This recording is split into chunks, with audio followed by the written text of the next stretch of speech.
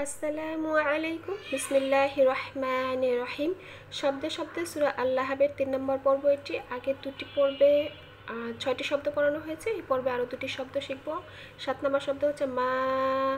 মা শব্দের অর্থ না, যা বা যা কিছু।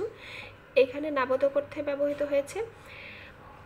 এখানে মদের হরফ আলিফ খালি ডানে জবর এসেছে। মদের হরফ হচ্ছে ৩টি, আলিফ ও ইয়া, এবং এই মদের হরফের উপরে চিকন চিহ্ন এসেছে এবং পরবর্তী শব্দের শুরুতে খাড়া হামজা এসেছে। আমরা জানি আরবি হরফের মধ্যে একটি গোল হামজা আছে, এটি হচ্ছে গোল হামজা, এবং এটি হচ্ছে আলিফ। এটিকে যখন আমরা জের জবর পেশ দিয়ে পড়ব তখন সেটি হামজা হয়ে যাবে। এখানে পরবর্তী শব্দ শুরুতে দেখতে পাচ্ছি হামজা এসেছে, এবং এমত অবস্থায় ৩ আলিফ টেনে পড়তে হবে। এটিকে বলা হচ্ছে মদ্দে মুনফাসিল। ৮ নম্বর শব্দ হচ্ছে আগনা। আগনা শব্দের অর্থ কাজে আসা বা উপকারে আসা।